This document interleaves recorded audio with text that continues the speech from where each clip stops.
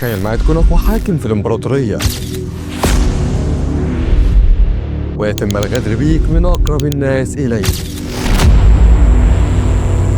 ومش بس كده، لا، ده كمان بتنتقل لعالم تاني في جسم طفل رضيع. ايه اللي يحصل بعد كده؟ كل ده واكتر نعرفه في حكاية النهاردة.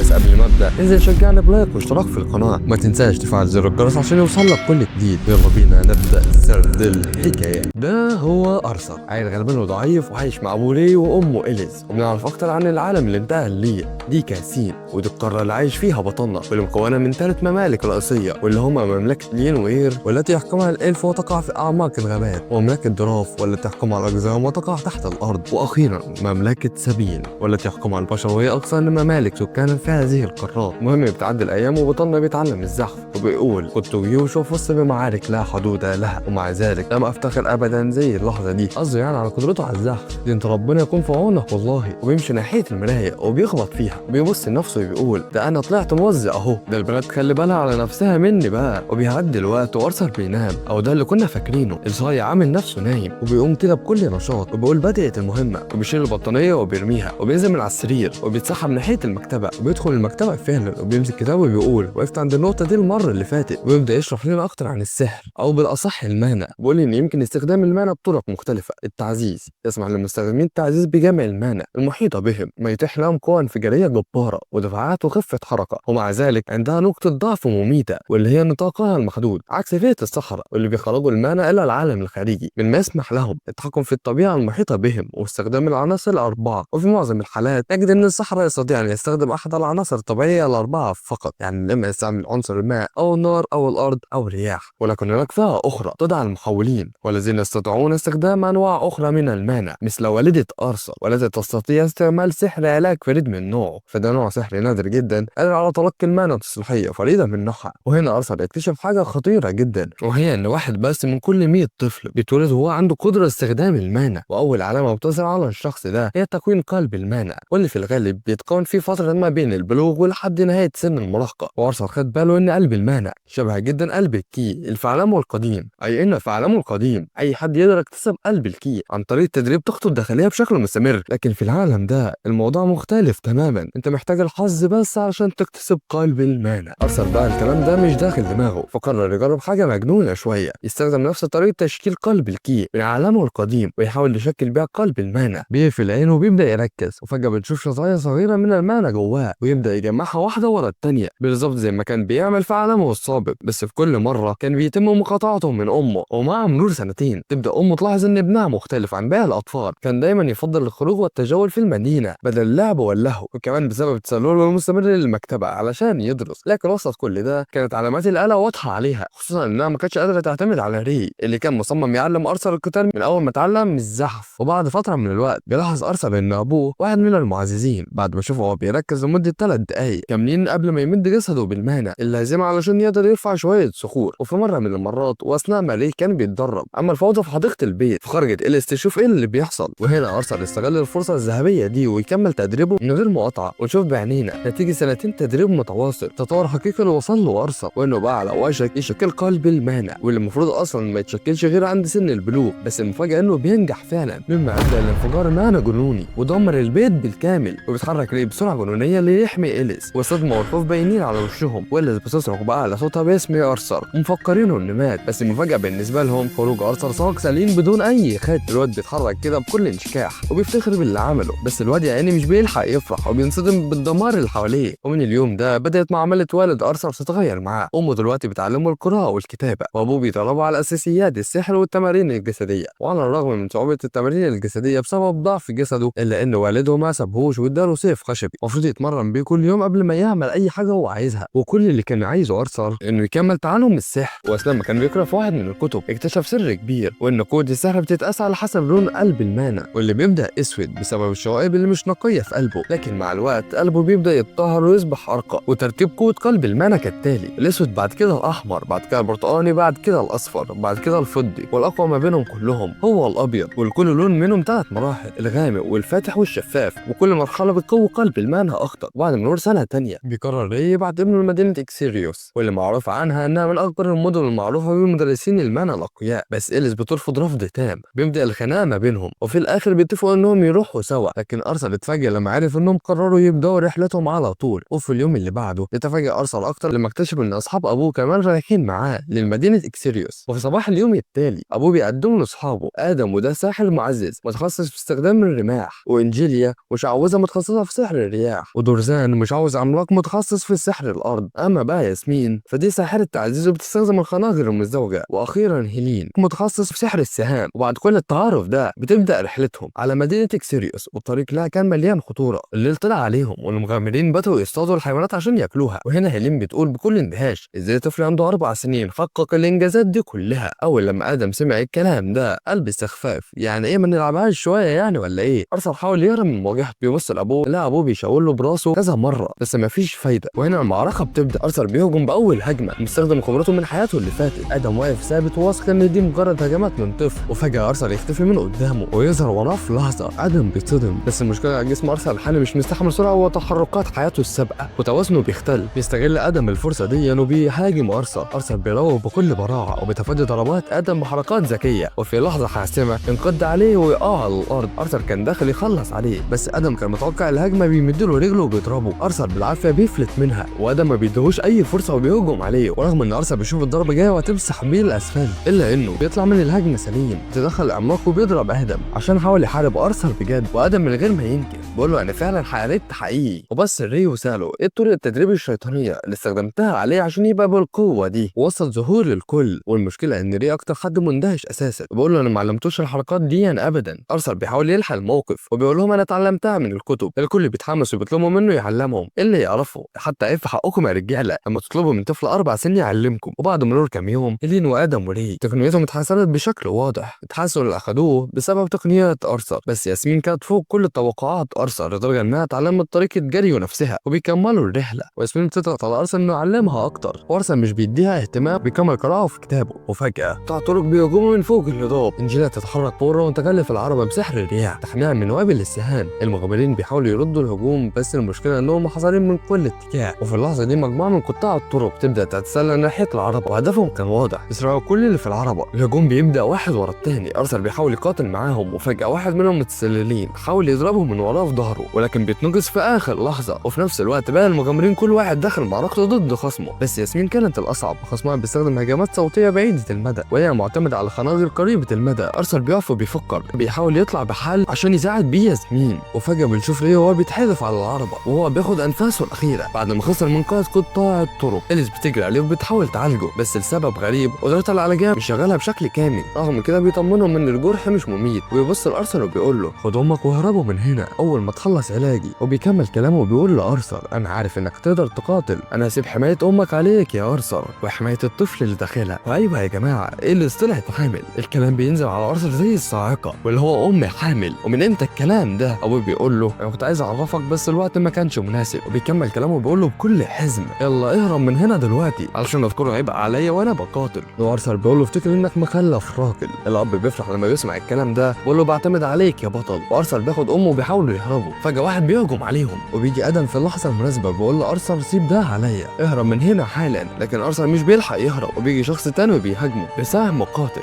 بس تخيل معايا كده يا صديقي ان ارثر هيموت؟ لا والله الواد بيصد الهجوم في اللحظه الاخيره وبيقول له اثبت عندك يلا. والرامي حرفيا بيترعب زي طفل صغير يتصدى الهجوم بالشكل ده ولسه ملحقش يكمل كلامه وبوم السهم بيفردك دماغه. ارثر بيكمل هروبه مع امه بس فجاه بيفتكر كلام ابوه وبيتصدم كده وبيقول في باله امال فين الرابع؟ بيدور بعينيه بيلاقيه مستخبي فوق قمه بيجهز لهجوم قوي بالمانا. ارثر بيفكر يرد عليه وما بيلحقش يفكر ويلاقي الهجوم في وشه. بيتاسف لامه على اللي هيعمله وبيرمي امه بعيد وبيقرر يخترق الهجوم بنفسه. وبالفعل بيطلع الخنجر بتاعه وبيشبعه بالمانا وبوم احلى اختراق ده ولا ايه؟ ومش بيسكت على كده بيكمل هجومه وبيهدف الخنجر على الساحر وبتصف رجله. وبيكون بطلنا كان رابط الخنجر بخيط من المانا بحيث ما يقعش من على الجبل. بس للاسف المكان اللي كانوا واقفين عليه مش بيستحمل وبينكسر وبيقعوا من على الجبل. ويحاول العملاق باستعمال سحر الارض بيكون من ايده وبيحاول يمسك بطلنا بس بطلنا عارف انه خلاص ما فيش امل. تبقى اخر كلمات على لسانه انه يتمنى الجميع يكونوا بخير. بس تخيل معايا كده يا صديقي ان بطلنا هيموت. قولها معايا كده لا والله بوم الواد بيفتح عينه واللي هو ايوه لسه ما متش. بيبص جنبه بيلاقي جثه الواد اللي وقع معاه. بيتقرف من المنظر وكان هيرجع وبيجمع اوتو بيقوم وبيقعد يتمشى في المكان وهو بيسأل نفسه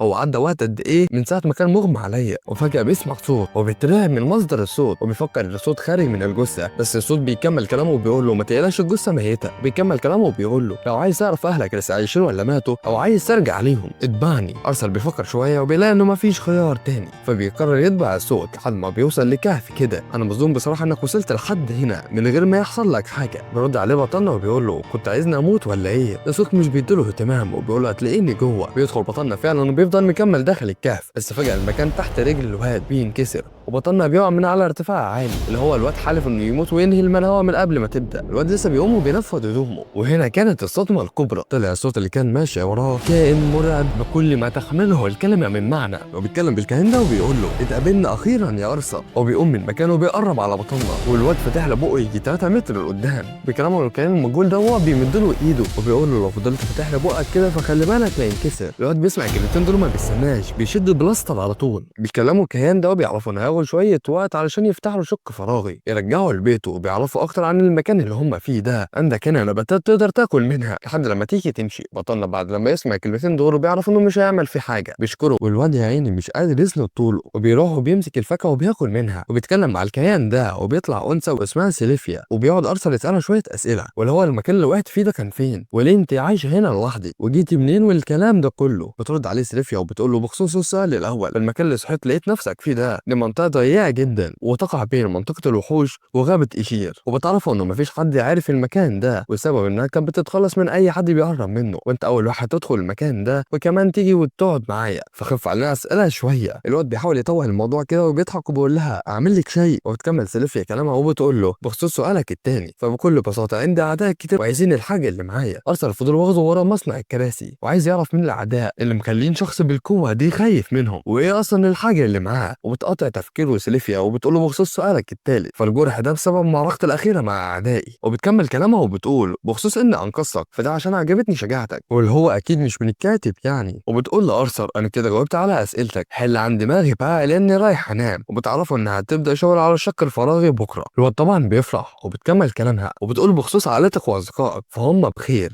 الواد اول لما بيسمع الخبر ده حرفيا بيعيط من كتر الفرحه. بتعدي الايام والاسابيع وبقى روتين بطلنا انه يصحى يتدرب ويذاكر شويه مع سيليفيا وينام. بيفكر بطلنا في سيليفيا وهو بيتدرب، بيقول كما قال الشاعر لا تحكم على الكلاب من غلافه، وبيقعد يشكر فيها شويه قد ايه هي لطيفه والكلام ده. بتقطع كلامه سيليفيا وهي بتقول له صحيح يا ارثر انا اعرف ان البشر قوتهم بتستيقظ في سن البلوغ، فازاي انت يقظت قوتك وانت في عمر ال4 سنين؟ الواد بيتفخر بنفسه كده وبيقول لها ابويا قال لي ان انا عبقري. بتقرب عليه سيليفيا وبتقول له شكلك يا معلم تقدر تتعلمها. الواد طبعا مستغرب ولسه يقولها اتعلم ايه. بتقطع كلامه وهي بتخرج من جسمها مانع جنونيه وبتقول له التحكم واستيعاب المانع اثناء التحرك والقتال. هتقدر تتعلم حاجه زي كده لو فعلا عبقري زي ما بتقول. ارثر من كتر الصدمه بيفتح بقه 3 متر لقدام وبيقول لي استني بس كده انت عملت كده ازاي؟ وبتقطع كلامه سيليفيا وبتقول له ان البشر لديهم عقليه خاطئه في استعمال المهنه، وبيبداوا بحركه صغيره وطائشه والعمل عليها حتى تصل الى المستوى ده. بيستغرب ارثر من كلامها وبيحاول يجمع المعنى بس بيفشل، وبيقول لسيليفيا ان الكلام سهل بس الفعل هو اللي صعب. بتعرفوا ان اجسام البشر غير اجسام الوحوش لان الوحوش بتتولد في جسمها مانع عكس البشر اللي بتكتسب المهنه. بيكون صعب على اجساد البشر الاستيعاب، وبتقول له لو اتمرنت بجد هتقدر توصل للمستوى ده. ارثر بيتحمس جامد وبيقول لها انا هكمل تدريب حالا. وبيبدا بطلنا في التدريب فعلا وبيجمع المانا من حواليه وبيبدا ياخد انفاسه ببطء وبيركز تركيز شديد جدا. بيجمع المانا كلها في ايده وبيبدا يتحرك تحركات معينه، وبعد ما بيخلص بينادى على سيليفيا وبيعرفها بنجاحه في اتقان المهاره، لكن سيليفيا ما بتردش. بيبص عليها بيلاقيها صايحه في دمها. الواد بيترعب وبيجري عليها بيحاول يحرك فيها بس ما بيعرفش، فبيجمع كل قوته وبالفعل بيقدر يحركها من مكانها. وبيلاقي ان جرح سيليفيا فاتح ماسوره ميه ومش بيوقف خالص. ارثر بيفكر ان سيليفيا ماتت وبيقعد يفتكر في ذكرياته معاها وبيقعد يعيط. بتقطع سيليفيا وبتقول له خلصت ايه ده بقى صدعتني خليني اركز على علاج نفسي. وفجاه جسم سيليفيا بيبدا يتدمر وبيخرج اجنحه وشكل سيليفيا بيبدا يوضح معانا وبيخرج تنين في قمه الفخامه. ارثر بيقول لها هو انت طلعت تنين؟ سيليفيا بتاكد له المعلومه وبتقول له في الشكل ده ما ينفعش اضيع اي وقت. وبتكمل كلامها وبتعرفه ان انها لازم تخلص البوابه بتاعته دلوقتي، وانها ما بقاش عندها وقت خالص لان الحاجز اللي كان خافيها راح دلوقتي والاعداء جايين على هنا. وبتطلع حاجه وبتديها لبطلنا وبيخرج ضوء مهيب جدا، وبتقول سيليفيا ركز معاها دلوقتي في كام حاجه لازم تعرفها قبل ما نفترق. بتنزل ارثر ريشه وبتقول له لف البيضه بالريشه دي عشان تخفي الهاله بتاعتها، وبتروح خبطه بطلنا وفجاه بيصرخ بطلنا من الالم وشكل ايده بيتغير وبيظهر على ايد رموز قديمه. وبتقول سيليفيا لارثر انت هتعرف كل حاجه مع مرور الوقت. وفجاه بيقطع كلامه انفجار في المكان، وبتعمل سيليفيا ارثر وبيخرج واحد من ورا الدخان وبيتكلم في مشهد مهيب جدا.